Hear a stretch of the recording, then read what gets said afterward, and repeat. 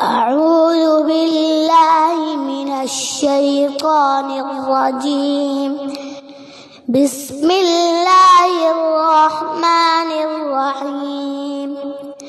وإذ نتقنا الجبل فوقهم كأنه ظلة وظنوا أنه واقع بهم خذوا ما آتيناكم بقوة واذكروا ما فيه لعلكم تتقون. وإذ أخذ ربك من بني آدم من ظهورهم ذريتهم وأشهدهم على أنفسهم ألست بربكم قالوا بلى شهدنا أن تقولوا يوم القيامة إنا كنا عن هذا غافلين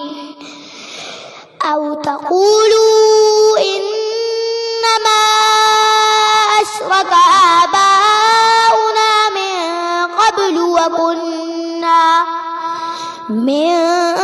قبل وكنا ذرية من بعدهم أفتهلكنا بما فعل المبطلون وكذلك نفصل الآيات ولعلهم يرجعون.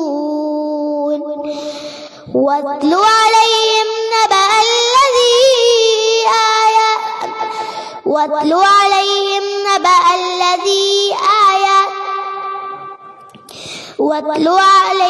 نبأ الذي آتيناه آياتنا فانسلخ منها فأتبعه الشيطان فكان من الغاوين. ولو شئنا لرفعناه بها ولكنه أخلد إلى الأرض واتبع هواه فمثله كمثل الكلب إن تحمل عليه يلهث أو تتركه يلهث ذلك مثل القوم الذين كذبوا بآياتنا فاقصص القصص لعلهم يتفكرون. ساء مثلا القوم الذين كذبوا بآياتنا وأنفسهم كانوا يظلمون. من يهد الله فهو المهتدي ومن يضلل فأولئك هم الخاسرون. صدق الله العظيم.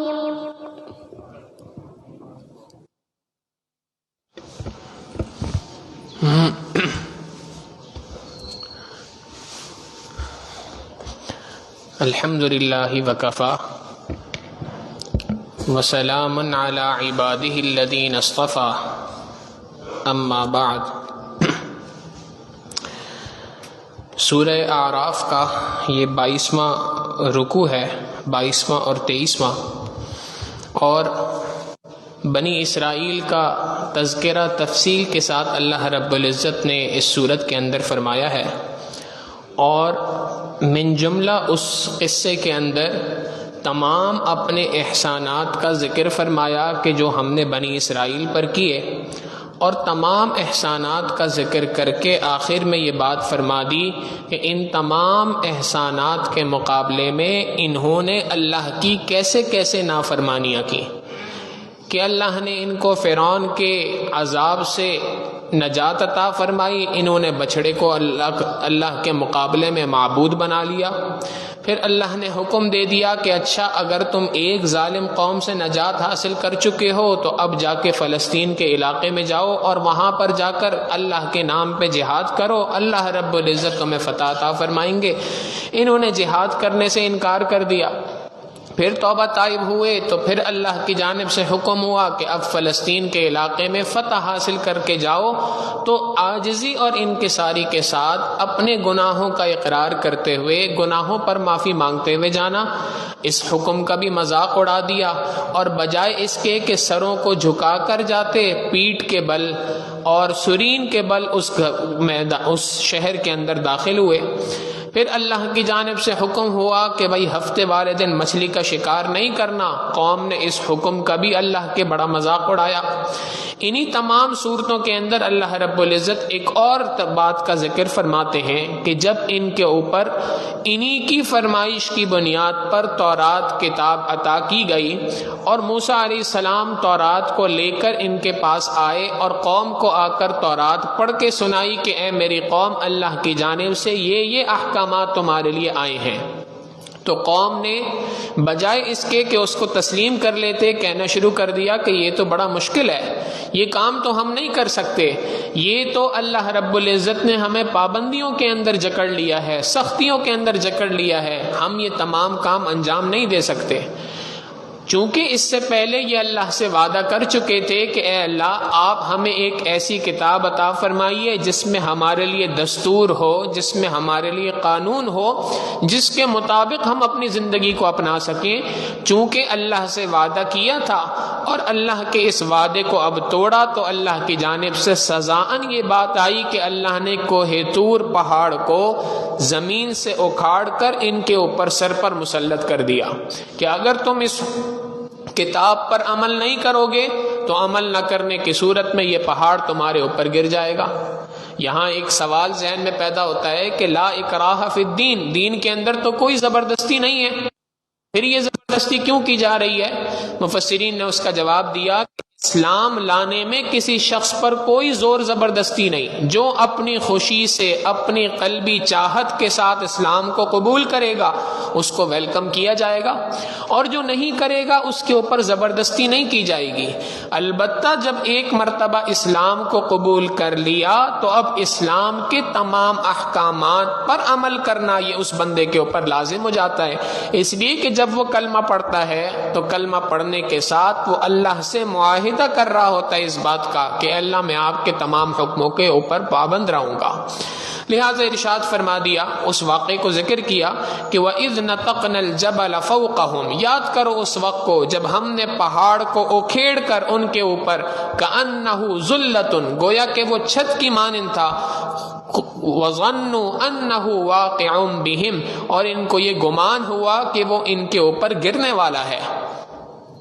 اس وقت پر ہم نے کہا خذوا ما آتیناکم بقوہ، جو تورات ہم نے تمہیں عطا کی ہے اس تورات کو مضبوطی کے ساتھ تھام لو، یعنی اس تورات کے اوپر عمل کرنا شروع کر دو۔ واذکروا ما فیہ، اور جو کچھ اس میں ہے، جو احکامات ہیں ان سے نصیحت حاصل کرنا شروع کر دو، لعلکم تتقون، تاکہ تم پرہیزگار بن جاؤ، چونکہ تم نے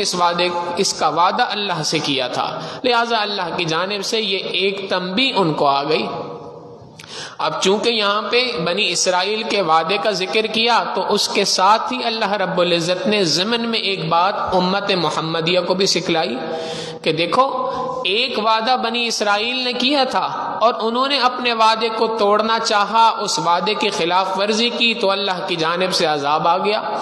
اور اللہ نے تم سے بھی ایک وعدہ لیا ہوا ہے، تم نے بھی اللہ سے ایک وعدہ کیا ہے، ذرا اس وعدے کو بھی یاد کرو۔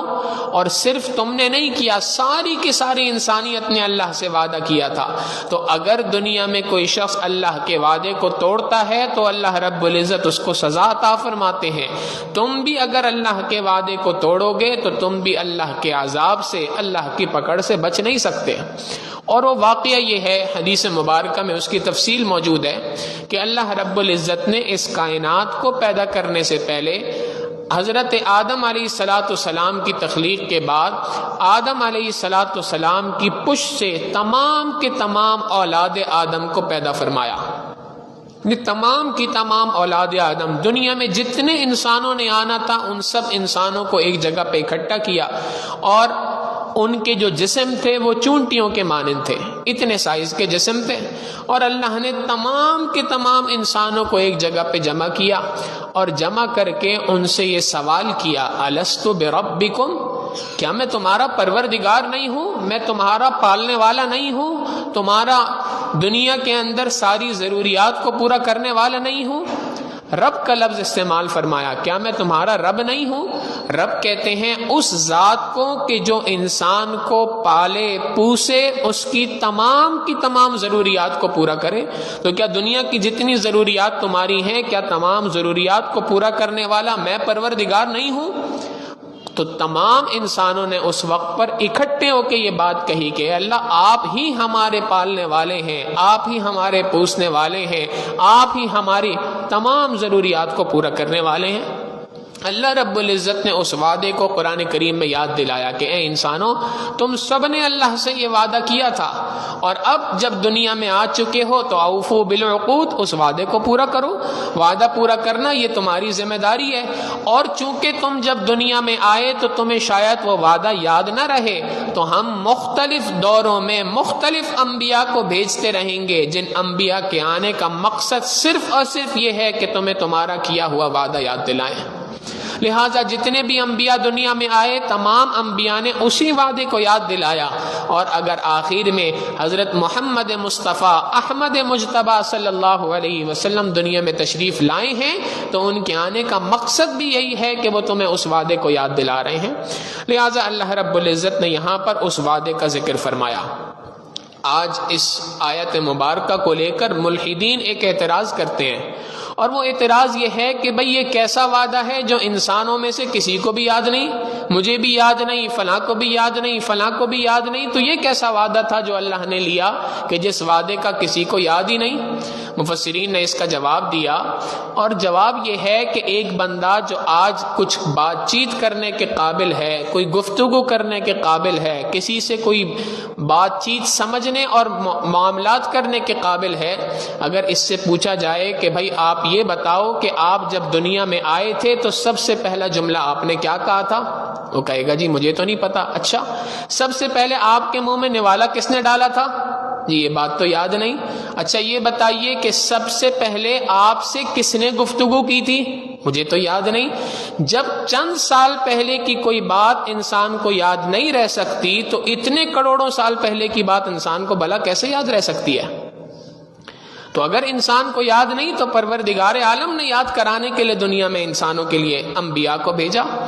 دوسری بات کہ دنیا میں ایسے بھی افراد گزرے ہیں کہ اللہ نے جن کو حافظے کے کمال عطا فرمایا،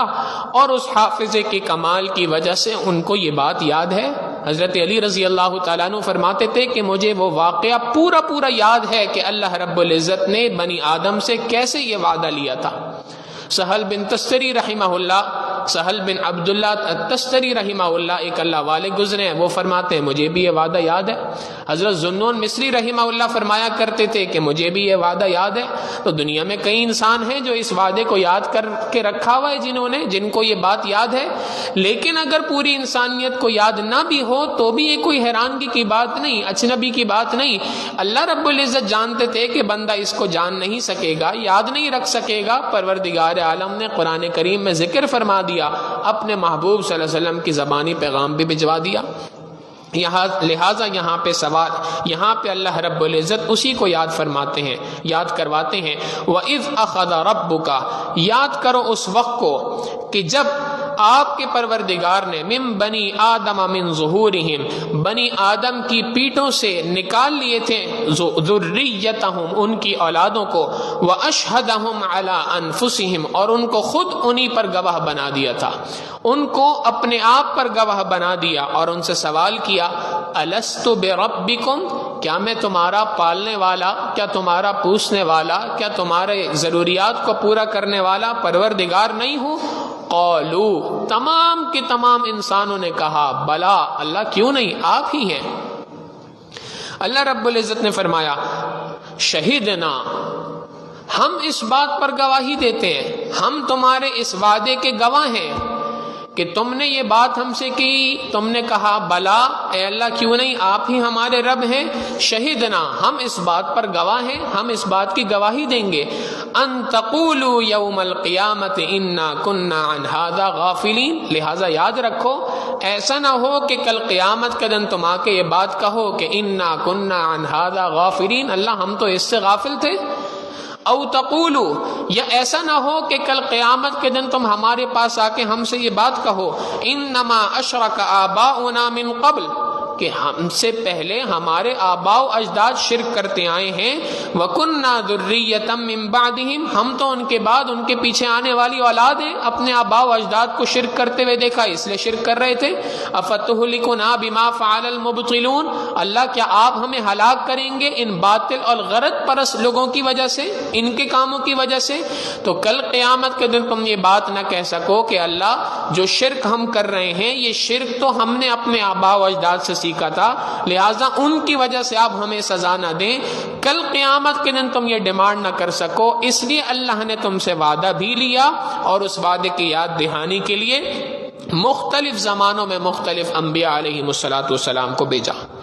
وَكَذَلِكَ نُفَصِّلُ الْآيَاتِ، جیسے ہر زمانے میں ہم نے انبیاء کو بھیجا، اسی طریقے سے اس زمانے کے اندر حضرت محمد مصطفیٰ احمد مجتبیٰ صلی اللہ علیہ وسلم کو بھیجا اور بھیجنے کے ساتھ یہ کلام پاک عطا فرمایا، اور وَكَذَلِكَ نُفَصِّلُ الْآيَاتِ، اسی طریقے سے ہم آیتوں کو کھول کھول کر بیان کرتے ہیں، وَلَعَلَّهُمْ يَرْجِعُونَ، تاکہ یہ لوگ اللہ کی جانب لوٹ سکیں۔ تو چونکہ بنی اسرائیل کے ایک وعدے کا ذکر تھا تو ضمن میں ایک اور وعدے کو جو بنی آدم سے اللہ نے لیا تھا اس وعدے کا ذکر فرما دیا، اور اس کے بعد دوبارہ سے اسی کی کنٹینیویشن ہے۔ بنی اسرائیل کی نافرمانیوں کا ذکر ہو رہا تھا، اس میں بچڑے کی عبادت کا ذکر ہو گیا، اور اس کے بعد جہاد سے انکار کرنے کی نافرمانی کا حکم ہو گیا، اور اس کے بعد اللہ کے حکم کا اور اللہ کی جانب سے استغفار کرنے کا جو حکم تھا اس حکم کا مذاق اڑانے والے واقعے کا ذکر ہو گیا۔ ہفتے والے دن جو مچھلی کا شکار کرنے سے منع کیا تھا اس واقعے کو ذکر کر دیا۔ اب اس کے بعد اسی بنی اسرائیل کے ایک اور واقعے کو اللہ رب العزت نے یہاں پر ذکر فرمایا۔ بنی اسرائیل کے اندر ایک شخص گزرا ہے جس کا نام تھا بلعم ابن باعورہ۔ یہ بلعم ابن باعورہ انتہائی تہجد گزار، نیک وکار، عبادت گزار قسم کا آدمی تھا۔ اللہ نے علم کی دولت بھی عطا فرمائی تھی، اور ساتھ میں اللہ رب العزت کی عبادت کرنے کی برکت سے، کثرت عبادت کی وجہ سے اللہ نے اس کو مستجاب الدعوات بنایا تھا، لہٰذا لوگ پریشانی کے عالم میں ہوتے تھے اس کے پاس آ جایا کرتے تھے اور اس سے آ کے دعائیں کرواتے تھے۔ یہ لوگوں کے لیے اللہ کے دربار میں دعا کر دیتا تھا، اور دعا کرنے کی برکت سے اللہ رب العزت لوگوں کے مسائل کو حل کر دیا کرتے تھے۔ تو لوگوں کے ہاں اس کی بڑی واہ واہ تھی، لوگ مانتے تھے کہ بھئی بڑا اللہ والا ہے، بڑا پہنچا ہوا شخص ہے، چونکہ جو دعا مانگتا ہے اللہ اس کی دعا کو قبول کرتے ہیں۔ ہم جو منت اور مراد لے کے جاتے ہیں یہ اس سے مطابق اللہ سے دعا مانگ لیتا ہے، اللہ اس کی دعا کو قبول فرما لیتے ہیں۔ لہٰذا ہر وقت پہ اس کے ہاں ایک مجمع اکٹھا ہوتا تھا، لوگ دعائیں کروانے کے لیے آیا کرتے تھے۔ یہ وہ دور تھا کہ جس دور میں موسیٰ علیہ السلام نے اپنی نبوت کا اعلان کیا تھا، یعنی فرعون کی بادشاہت قائم تھی ابھی، اور فرعون اور اس کے حواریوں نے پہلے تو موسیٰ علیہ السلام کو جادو کے ذریعے سے، جادوگروں کے ذریعے سے ہرانے کی کوشش کی، جس کا واقعہ تفصیل سے گزرا، مگر جب وہ جادو کے بلبوتے پر موسیٰ علیہ السلام کو ہرا نہ سکے تو کچھ تکلیفیں اور آزمائشیں ان کو دینا شروع کی، مگر اس سے بھی موسیٰ علیہ السلام ڈٹے رہے اور ثابت قدمی دکھائی۔ جب یہ سارے کام ہو گئے تو یہ بڑے ستائے ہوئے تھے، پریشان تھے کہ کیا کریں۔ اتنے میں ذہن میں یہ شیطانی خیال بھی آیا، یہ ایک فرعون نے ایک وفد بنایا، اور یہ وفد بنا کر بلعم ابن باعورہ کے پاس پہنچ گیا، اور وہاں جا کے اس سے کہا کہ جی آپ جو دعا کرتے ہیں اللہ آپ کی دعا کو قبول فرماتے ہیں، لہٰذا آپ یہ کام کیجئے کہ یہ شخص جو موسیٰ نامی ہے اس کے لیے بد دعا اللہ سے کر دیجئے، تاکہ اس کا قصہ تمام ہو جائے اور ہم سکون چین کا، اطمینان کا سانس لے سکیں، سکھ کا سانس لے سکیں۔ بلعم ابن باعورہ نے پہل تو منع کر دیا کہ یہ اللہ کا نبی ہے اور میں تو ایک عبادت گزار آدمی ہوں، کہاں میں کہاں موسیٰ، لہٰذا میں تو یہ دعا نہیں کر سکتا، تم چلے جاؤ۔ فرعون بھی اس کی نبض جانتا تھا، لہٰذا اگلی بار اس نے بہت سارے ہیرے جواہرات مال و دولت بہت سارا اکٹھا کیا، اور وہ سارا کا سارا مال و دولت لا کر اس کے قدموں میں رکھا، اور پھر کہنے لگا اب موسیٰ علیہ السلام، موسیٰ کے لیے دعا کرو۔ اب جب یہ بات کہی تو مال کی لالچ دل کے اندر ایسی اٹھی، اور مال کی ہرس نے اور مال کی ہوس نے اس کو اس بات میں مجبور کر دیا، اور اس نے ہاتھ اٹھائے اور اللہ سے دعا کرنے لگا، اے اللہ، موسیٰ کو اتنی ہی بات کہی تھی کہ اللہ کی جانب سے پکڑ آ گئی، اور پکڑ یہ آئی کہ اس کی زبان جو تھی وہ اس کے منہ سے باہر نکل آئی، اور وہ اس حد تک باہر نکل آئی کہ ناف تک پوری لٹک رہی تھی۔ اب اس کے بعد اس نے اپنی زبان کو اندر بند کرنا چاہا، اندر لے جانا چاہا تو زبان اندر نہیں جا رہی، اور پھر تھوڑی ہی دیر گزری کہ ذہنی توازن بھی بگڑ گیا۔ اب کبھی ادھر بھاگتا پھرتا، کبھی ادھر بھاگتا پھرتا، کبھی کسی کے پاس جا رہا تھا، کبھی کسی کے پاس جا رہا تھا، اور مختلف قسم کی اجنبی حرکتیں جو ایک پاگل قسم کا آدمی کرتا ہے اس قسم کی حرکتیں کرنا شروع کر دی اس نے۔ تو اللہ کی جانب سے یہ پکڑ آئی، اللہ نے اس کو قرآن کریم میں ذکر فرمایا۔ ذکر فرما کر حضرت اقدس تھانوی رحمہ اللہ فرماتے ہیں کہ اس واقعے میں انسانوں کے لیے بہت سارے سبق ہیں۔ ایک اہم سبق یہ ہے کہ یہ واقعہ یہ بات سمجھا رہا ہے کہ دیکھو، کثرت عبادت کے باوجود دل کے اندر ایک بیماری پائی جاتی تھی، اور وہ بیماری کیا تھی؟ مال کی ہوس، مال کی ہرس، مال کی محبت دل کے اندر پائی جاتی تھی، باوجود اس کے کہ کثرت کے ساتھ عبادت کی۔ مفسرین نے لکھا 450 سال مسلسل اللہ کی عبادت کی تھی۔ تو کثرت عبادت کے باوجود دل کے اندر سے وہ بیماری گئی نہیں تھی، مال کی ہرس پائی جاتی تھی، اور اس مال کی ہرس نے اس کو اس حد تک مجبور کر دیا کہ وقت کے نبی کے خلاف اپنی زبان کو استعمال کرنے لگ گیا۔ تو یہاں سے یہ بات پتہ چلتی ہے کہ صرف دنیا میں آ کر عبادت کر لینا کافی نہیں ہے۔ قرآن کریم میں کہیں یہ بات نہیں ہے کہ جس نے عبادت کی وہ کامیاب ہو گیا، بلکہ قرآن کریم ون ایجنڈا بتاتا ہے، ایک اصولی بات بتاتا ہے، کامن ایجنڈا، قد افلح من زکاہا، قد افلح من تزکا۔ جس نے اپنے دل کو ان روحانی بیماریوں سے پاک کر لیا، تحقیق وہ شخص تو کامیاب ہو گیا۔ تو عبادت کے اوپر صرف ٹیک نہیں لگانی، عبادت تو کرنی ہے، مگر اس کے ساتھ ساتھ اپنے اس دل کو دنیا کی ان مفاسد سے پاک کرنا ہے۔ یہ جو دنیا کی مختلف روحانی امراض انسان کے دل میں پائے جاتے ہیں، شہوت ہے، تکبر ہے، ہرس ہے، حسد ہے، بغض ہے، غصہ ہے، یہ ساری کی ساری روحانی بیماریاں ہیں، اور ان روحانی بیماریوں کو دل سے نکالنا یہ لازمی ہے، یہ فرض ہے، قرآن کریم بتلاتا ہے۔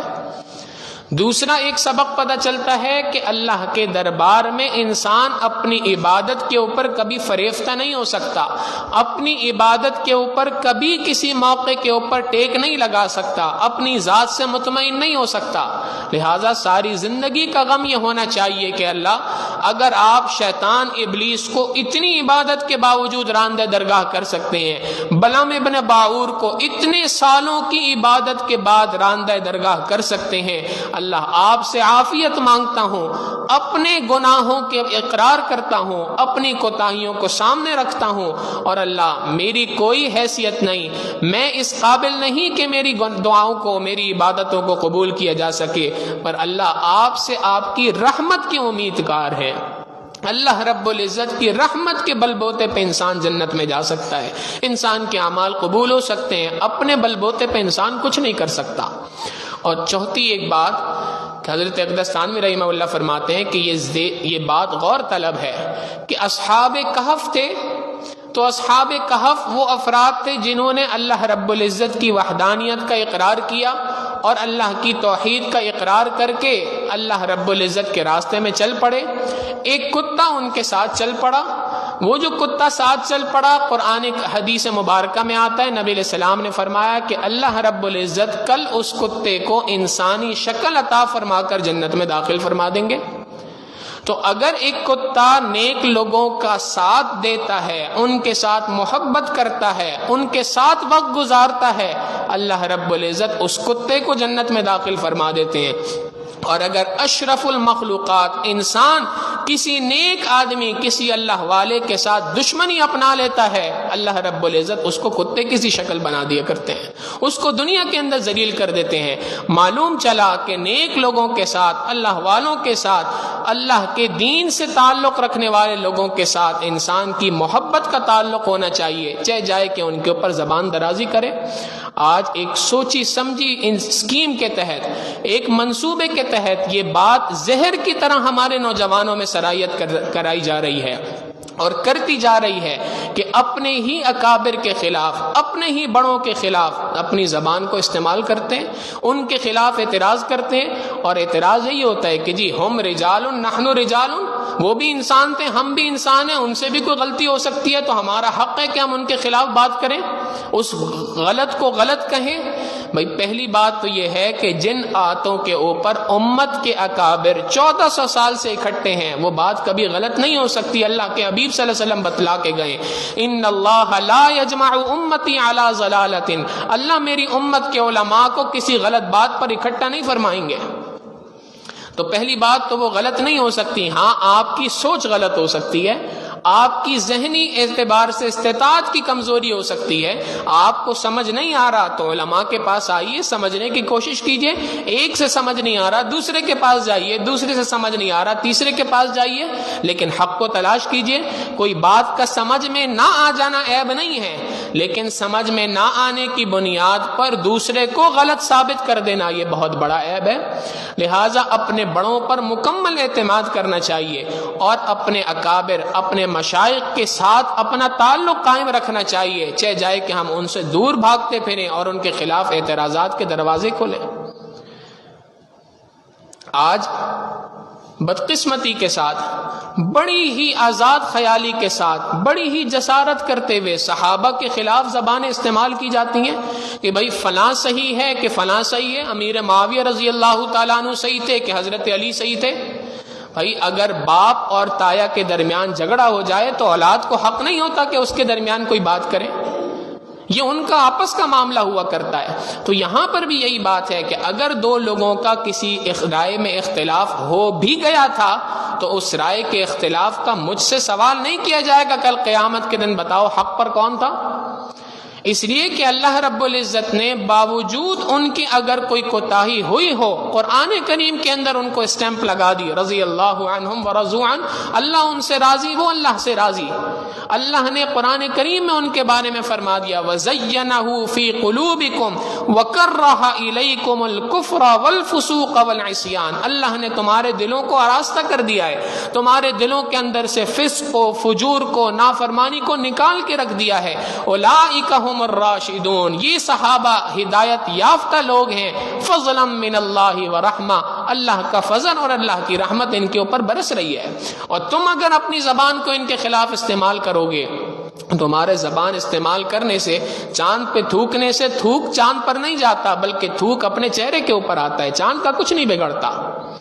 لہٰذا قرآن کریم اس واقعے کو یہاں پہ بیان کرتا ہے، ارشاد فرمایا وَاتْلُ عَلَيْهِمْ، اور آپ ان کو بیان کیجئے، پڑھ کر سنائیے، نَبَأَ الَّذِي، اس واقعے کو، اس شخص کے واقعے کو، الَّذِي آتَيْنَاهُ آیَاتِنَا، کہ جس کو ہم نے اپنی آیتیں عطا فرمائی تھیں، اپنا علم عطا فرمایا تھا، فَانْسَلَخَ مِنْهَا، پس اس نے اس علم کو اتار دیا، اس علم کو دور کر دیا، فَأَتْبَعَهُ الشَّيْطَانُ، اور شیطان کی پیروی کی، فَكَانَ مِنَ الْغَاوِينَ، پس وہ تو نافرمانوں میں سے ہو گیا،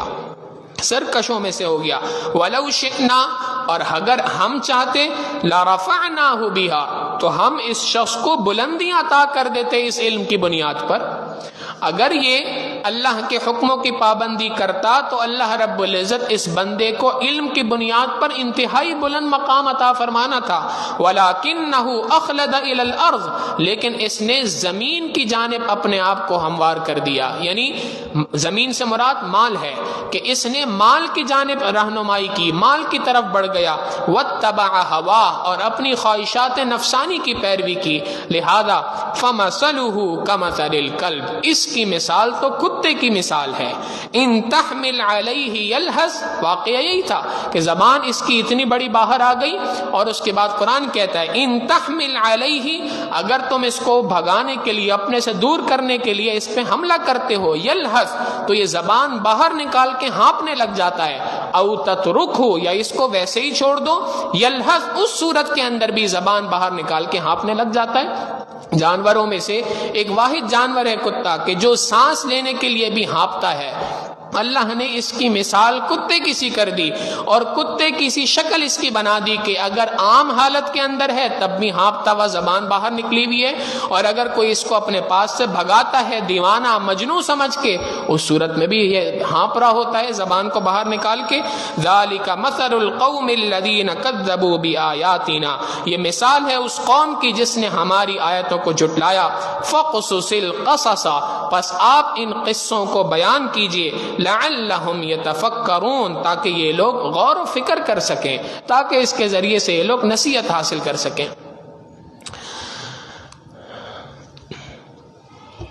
قرآن کریم یہاں پر انسان کی مثال بیان کر رہا ہے کہ ایک ایسا انسان کہ جس نے اللہ کی نافرمانی کی، اس کی مثال بیان کی کہ یہ مثال، اس شخص کی مثال تو کتے کی سی ہے،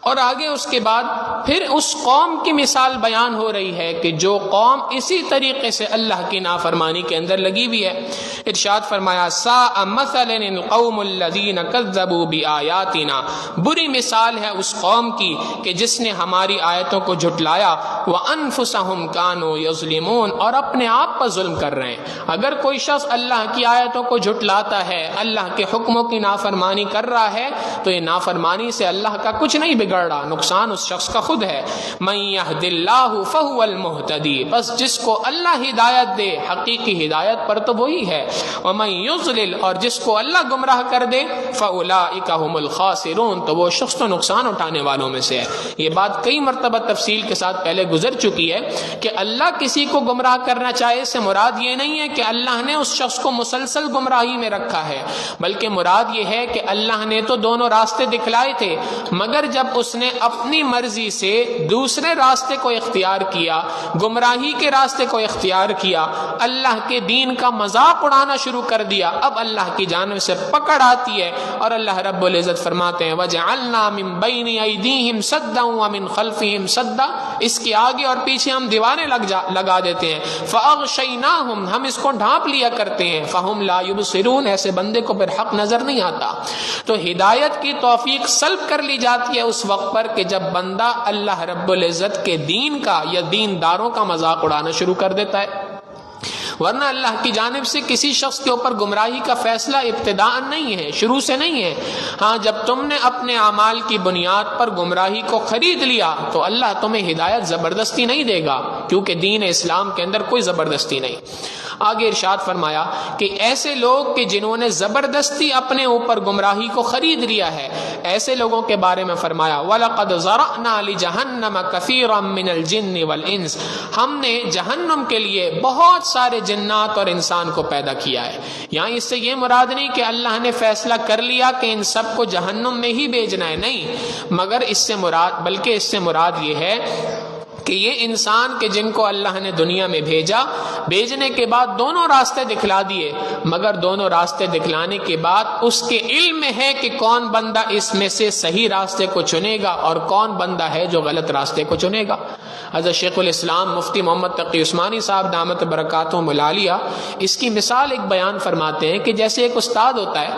ابھی امتحان لینے سے پہلے اگر اس سے پوچھ لیا جائے کہ بھائی آپ کی کلاس میں کتنے طلبہ پاس ہوں گے اور کتنے فیل ہوں گے، تو وہ ہاتھ رکھ کے انگلیوں سے بتا سکتا ہے بھائی فلاں فلاں فلاں فلاں تو پاس ہو جائیں گے اور فلاں فلاں فلاں فیل ہو جائیں گے۔ اس کا مقصد یہ نہیں ہے ہرگز کہ استاد نے نیت کر لی ہے کہ میں نے ان کو فیل کرنا ہے،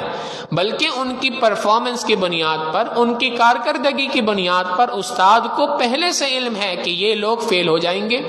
ایسے ہی اللہ کا علم قدیم ہے، ابتدا سے ہے، پروردگار عالم جانتے ہیں کہ کون بندہ میری اس ہدایت کی بات کو قبول کرے گا اور کون نہیں کرے گا۔ اسی کی بنیاد پہ بات فرما دی کہ اللہ نے وہ افراد کے جو اللہ کے دین کو قبول نہیں کریں گے، ہم نے ایسے لوگوں کے لیے جہنم کو تیار کر رکھا ہے۔ لہم قلوب لا یفقہون بہا،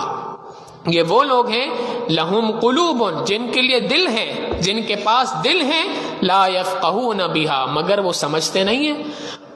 وَلَهُمْ أَعْيُنٌ ان کے لیے آنکھیں ہیں، ان کو اللہ نے آنکھیں عطا فرمائی ہیں، لا يُبْصِرُونَ بِهَا مگر اس سے دیکھتے نہیں ہیں، وَلَهُمْ آذَانٌ ان کے پاس کان ہیں، لا يَسْمَعُونَ بِهَا مگر ان کانوں سے سنتے نہیں ہیں۔ یہ بات پہلے جیسے گزری تھی کہ اللہ نے اگر انسان کو یہ کان عطا فرمائے، یہ زبان عطا فرمائی، یہ آنکھیں عطا فرمائیں، یہ دل عطا فرمایا، تو یہ اللہ کی نعمتیں ہیں، اور ہر نعمت کا شکر یہ ہے کہ اس نعمت کو حقیقی معنوں میں استعمال کیا جائے، صحیح طریقے سے استعمال کیا جائے۔ اب اگر کوئی شخص اللہ کی اس نعمت کو، اللہ نے دل کی نعمت عطا فرمائی کہ اس کے ذریعے سے ایمان کو قبول کرو، اللہ نے زبان کی نعمت عطا فرمائی کہ اس کے ذریعے سے کلمے کو پڑھو، اللہ نے آنکھ کی نعمت عطا فرمائی کہ اس کا صحیح استعمال کرو، اللہ نے کان کی نعمت عطا فرمائی کہ اس کے ذریعے سے ہدایت کی بات کو سنو۔ اگر ایک بندہ کان سے ہدایت کی بات کو نہیں سنتا، آنکھ سے ہدایت کو نہیں دیکھتا، دل سے ہدایت کو قبول نہیں کرتا، تو اس کی آنکھ، کان اور دل کا کوئی فائدہ ہی نہیں پھر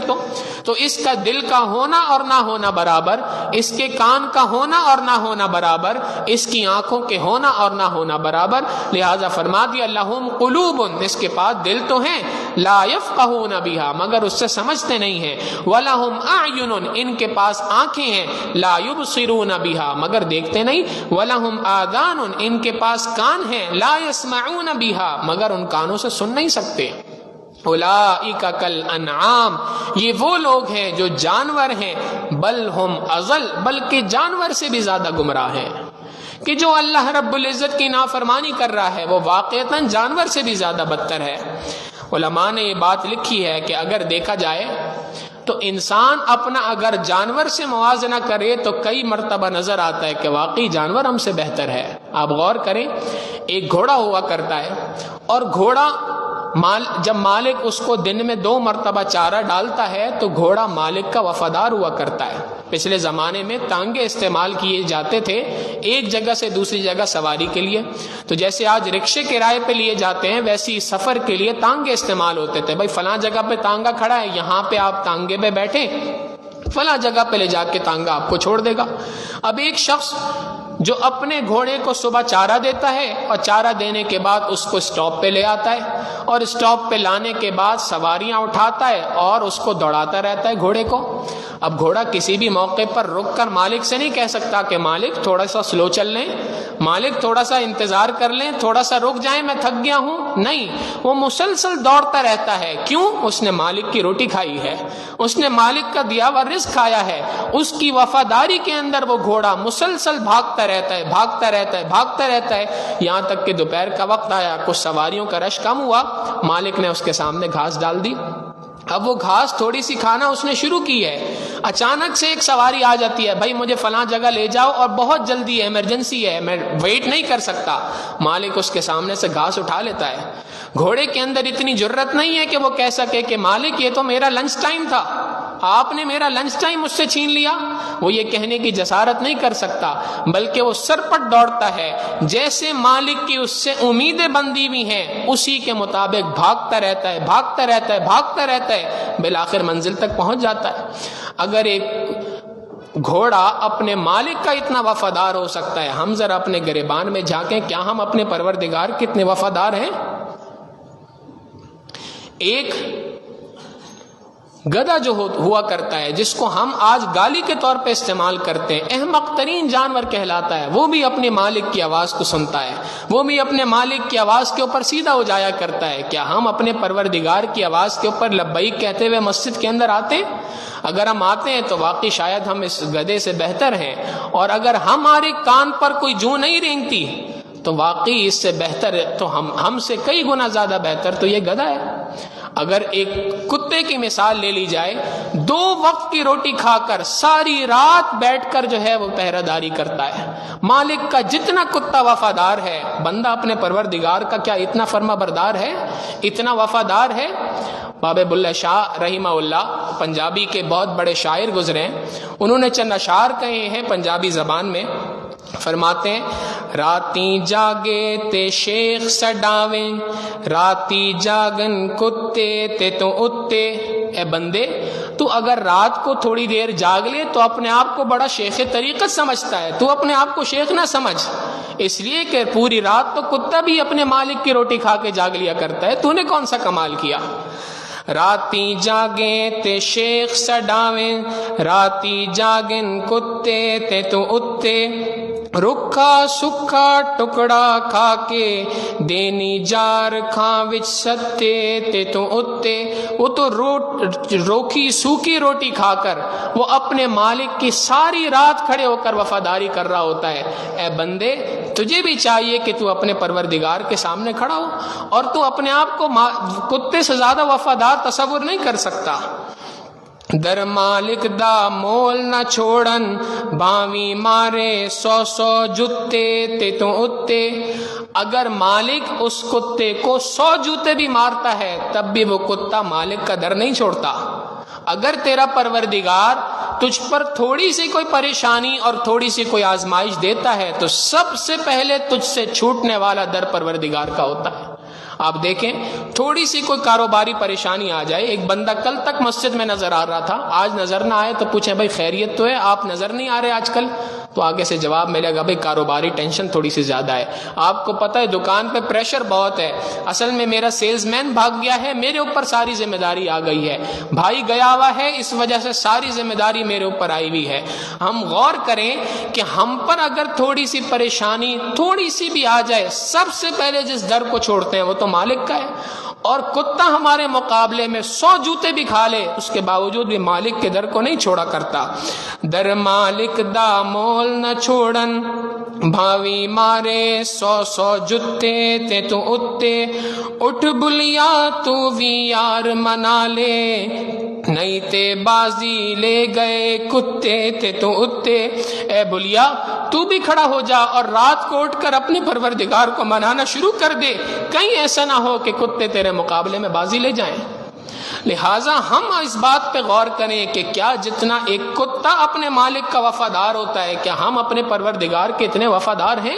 قرآن کریم بتلا رہا ہے اولئک کالانعام بل ہم اضل، یہ لوگ تو جانور ہیں بلکہ جانور سے بھی زیادہ گمراہ ہیں۔ اولئک هم الغافلون، یہ وہ لوگ ہیں جو غفلت کی زندگی گزار رہے ہیں۔ اب یہ جو غفلت کی زندگی گزار رہے ہیں،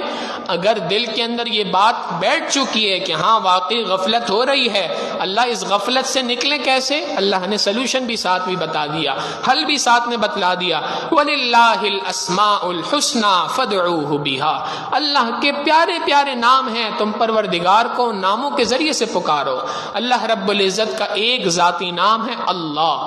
اور صفاتی نام مفسرین نے لکھا 5000 سے زائد ہے، مشہور 99 ہے، مگر اس سے بھی زائد تقریباً کوئی 5000 کے قریب صفاتی نام ہیں جو اللہ نے انسانوں کو عطا فرمائے ہیں۔ تو تم پروردگار عالم کو اس کے مختلف ناموں سے پکارو، جو کیفیت تمہارے اوپر طاری ہے اس کے مطابق اللہ کو پکارو۔ ایک بندہ مثال کے طور پہ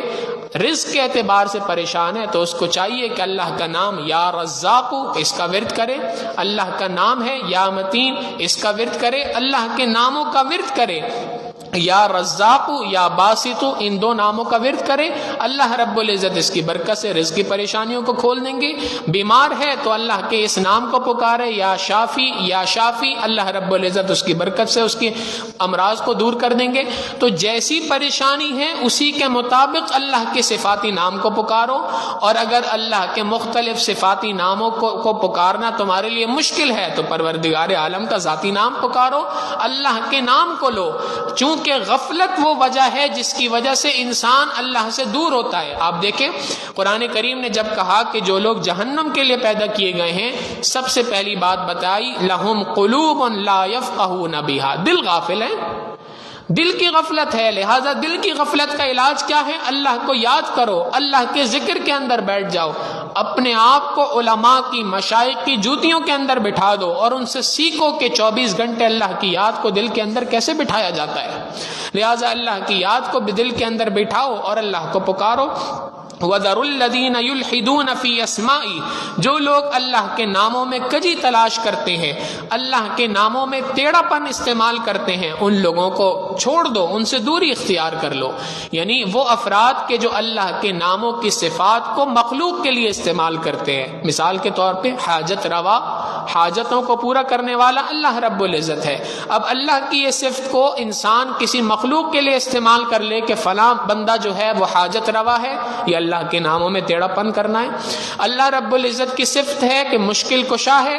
اللہ کی اس صفت کو کسی اور شخصیت کے لیے، کسی انسان کے لیے مختص کر لیا جائے تو یہ اللہ کے نام میں ٹیڑھا پن استعمال کرنا ہے۔ تو جو لوگ بھی اللہ کے ناموں میں ٹیڑھا پن اختیار کرتے ہیں تم ان سے دور ہٹ جاؤ، ان کے ساتھ نہ بیٹھو۔ وَذَرُوا الَّذِينَ يُلْحِدُونَ فِي أَسْمَائِهِ، جو لوگ اللہ کے ناموں میں کجی تلاش کرتے ہیں ان کو چھوڑ دو۔ سَيُجْزَوْنَ مَا كَانُوا يَعْمَلُونَ، ان وہ کام جو وہ کیا کرتے ہیں ان قریب اس کا بدلہ ان کو اللہ رب العزت دے دیں گے۔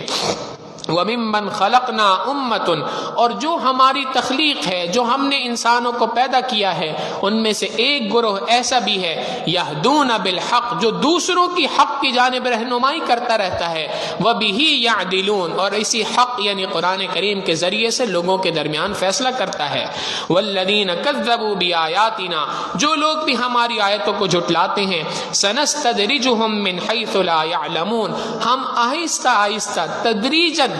اسٹیپ بائی اسٹیپ ان کو پکڑ لیں گے، اس طور پہ کہ ان کو پتہ بھی نہیں چلے گا۔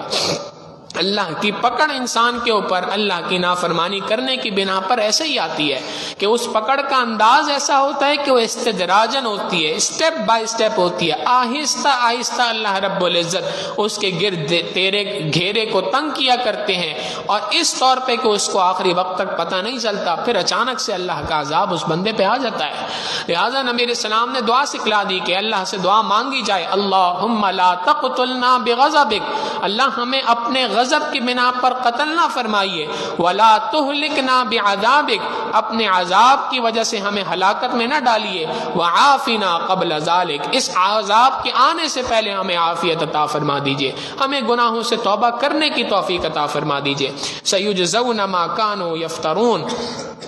جو یہ لوگ اللہ کے بارے میں مختلف بات، والذین کذبوا بآیاتنا، جن لوگوں نے ہماری آیتوں کو جھٹلایا، سنستدرجہم من حیث لا یعلمون، ہم تدریجاً آہستہ آہستہ ان کو پکڑ لیں گے اس طور پہ کہ ان کو پتہ بھی نہیں چلے گا، واملی لہم، اور میں ان کو مہلت دیتا ہوں، مگر میری اس مہلت کو کوئی شخص میری کمزوری نہ سمجھے، ان کیدی متین، میری پلاننگ بہت مضبوط ہے، میری تدبیر بہت مضبوط ہے، جب میں پکڑنے پہ آتا ہوں تو دنیا میں کوئی مجھے روک نہیں سکتا۔ اولم یتفکروا، کیا ان لوگوں نے یہ فکر کر رکھی ہے، کیا یہ لوگ یہ بات کو سمجھتے نہیں ہیں؟ اولم یتفکروا، کیا یہ مکہ والے یہ بات نہیں سمجھتے کہ ما بصاحبہم من جنہ، کہ ان کا ساتھی یعنی محمد صلی اللہ علیہ وسلم کوئی مجنون نہیں ہے؟ یہ کہا کرتے تھے کہ یہ تو دیوانگی کی زندگی اختیار کیا ہوا ہے، یہ تو دیوانہ ہو گیا ہے۔ تو قرآن کریم نے بات کہی کہ کیا ان کو نظر نہیں آتا؟ اس لیے کہ ایک شخص اگر پاگل ہو، دیوانہ ہو، تو اس کا پاگل پن اور اس کی دیوانگی واضح ہو جاتی ہے ہر بندے کے سامنے۔ لہٰذا کیا یہ غور نہیں کرتے کہ ان کا ساتھی اور ان کے ساتھ رہنے والا یہ شخص اللہ کا نبی من ما بصاحبہم من جنہ، یہ مجنون نہیں ہے، ان هو الا نذیر مبین، بلکہ یہ تو واضح طور پہ، صاف طور پہ ڈرانے والا ہے، خبردار کرنے والا ہے۔ اولم ينظروا في ملکوت السماوات والارض، کیا یہ لوگ آسمان و زمین کی بادشاہت میں غور نہیں کرتے؟ وما خلق اللہ من شیء، اور اللہ نے جس کسی چیز کو بنایا تو اللہ کی تخلیق میں غور نہیں کرتے؟ وان عسى، اور کیا اس بات میں غور نہیں کرتے کہ عسى ان يكون قد اقترب اجلهم، کہ ان کا وقت مقررہ قریب پہنچ چکا ہو؟ کیا یہ غور نہیں کرتے اس بات پہ کہ آسمان و زمین کی بادشاہت اللہ کے لیے، لہٰذا اللہ کے حکموں کی پابندی کی جائے؟ کیا یہ غور و فکر نہیں کرتے اس بات پہ کہ ان کے موت کا وقت تو ہر دن کے اعتبار سے ان کے قریب آ رہا ہے، ہر لمحے کے اعتبار سے قریب آ رہا ہے، ہر سیکنڈ کے اعتبار سے ان کے قریب آ رہا ہے؟ فَبِأَيِّ حَدِيثٍ بَعْدَهُ يُؤْمِنُونَ، ان آیتوں کے اترنے کے باوجود، اس بات کے بیان کرنے کے بعد، اب کون سی بات ہے جس کے بعد تم ایمان لے کے آؤ گے؟ اب کون سی ایسی بات رہ گئی ہے جس کے بعد تم توبہ کرو گے؟ اب بھی توبہ نہ کرو گے تو پھر وہ کون سا وقت ہے جب تمہاری توبہ کا وقت آئے گا؟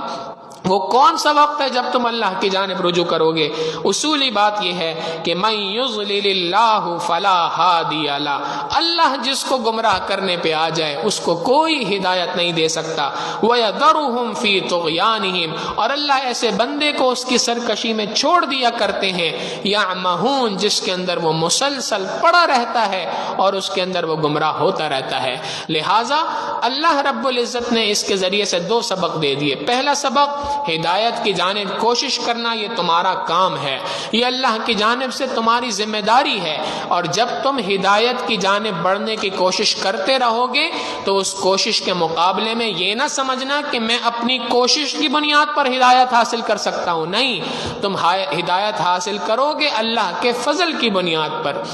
والذین جاہدوا فینا، جو ہم تک پہنچنے کی کوشش کرتا ہے تو ہم تک پہنچ نہیں سکتا، ہماری ذات تو بہت اونچی ہے، ہم تک پہنچ نہیں سکتا، لنہدینہم سبلنا، ہم اس کو ہاتھ پکڑ کے اپنے تک پہنچا دیتے ہیں۔ لہٰذا کوشش کرنا بندے کا کام، اور اس کوشش پہ نتیجہ پروردگار عالم مرتب فرماتے ہیں، کسی بندے کے عمل کو ضائع نہیں کرتے۔ جو بندہ بھی اللہ کی جانب رجوع کرنے کے لیے اخلاص کے ساتھ اللہ کی جانب رجوع کرے گا، اللہ کی جانب بڑھے گا، پروردگار عالم اس کا ہاتھ تھامتے ہیں اور اس کو اپنے تک پہنچا کے رکھتے ہیں۔ لہٰذا اللہ کی جانب رجوع کرنے کی ضرورت ہے، اللہ سے لو لگانے کی ضرورت ہے، اور اپنے گریبان میں ٹٹولنے کی ضرورت ہے کہ میں اپنے پروردگار کا کتنا وفادار ہوں اور اپنے پروردگار کے ساتھ میں کتنی بے وفائی کر رہا ہوں۔ اللہ رب العزت سے دعا ہے کہ پروردگار عالم ہمیں وفاداری والی زندگی گزارنے کی توفیق عطا فرمائے۔ وآخر دعوانا ان الحمد للہ رب العالمین۔ گزشتہ کل جمعے کے دن نماز جمعہ میں یہ اعلان کیا تھا کہ ہماری اس مسجد کے اندر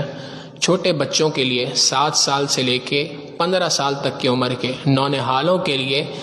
ختم نبوت کورس کے نام سے ایک پروگرام ترتیب دیا گیا ہے، اور مقصد یہ ہے کہ جیسے ہم گرمیوں کی چھٹیوں کو مختلف اوقات کے مختلف طریقوں سے کامیاب کرتے ہیں اور اس کو کام میں لانے کی کوشش کرتے ہیں، بچوں کی سردی کی چھٹیوں کو بھی اسی طریقے سے کام میں لانے کی کوشش کریں۔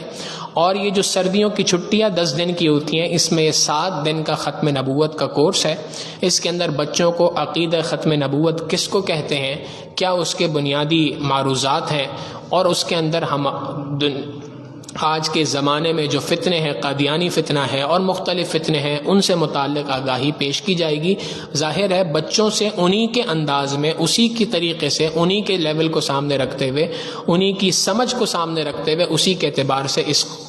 کورس کو باقاعدہ ڈیزائن کیا گیا ہے اور اس کورس کو ترتیب دیا گیا ہے۔ لہٰذا اپنے بچوں کو بھی اس میں شریک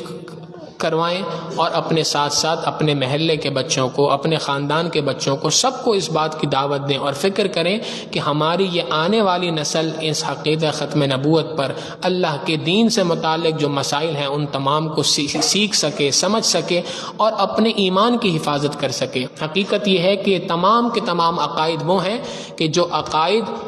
دین اسلام کی بنیاد ہیں، اگر انسان ان میں سے کسی عقیدے سے تھوڑا سا بھی ہل جل کر جاتا ہے، ادھر ادھر ہو جاتا ہے، تو اس کا ایمان ضائع ہو جاتا ہے۔ لہٰذا ایمان کی حفاظت کی خاطر، اپنی آئندہ آنے والی نسلوں کو ایمان کے ساتھ جوڑنے کے لیے، ان کا ایمان بچانے کی یہ ایک محنت ہے۔ لہٰذا اس محنت کے اندر خوب شرکت کریں، خوب اپنا حصہ ڈالیں، اور ہم اپنا حصہ اسی طور پہ ڈال سکتے ہیں کہ اپنے بچے، اپنی اولاد، اپنے پوتے پڑ پوتے، اپنے نواسے، اور اس طریقے سے اپنے خاندان کے دیگر افراد جو ہیں ان کو بھی اس بات کی ترغیب دیں کہ وہ بھی اپنی اولادوں کو اس کے اندر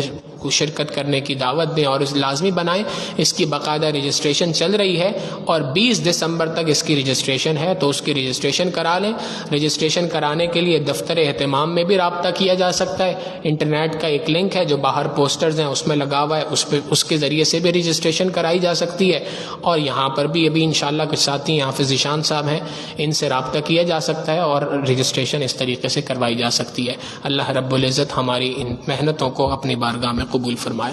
سبحان ربی الوہاب. اللہم صلی علی سیدنا محمد وعلی آل سیدنا محمد وبارک وسلم. ربنا ظلمنا انفسنا وإن لم تغفر لنا وترحمنا لنكونن من الخاسرین. اللہم آت نفوسنا تقواها وزکها انت خیر من زکاها انت ولیها ومولاها انک علی کل شیء قدیر. اللہم انا نسألک الہدى والتقى والعفاف والغنى. وصلی اللہ تعالی علی حبیبہ سیدنا محمد وآلہ واصحابہ اجمعین برحمتک یا ارحم الراحمین.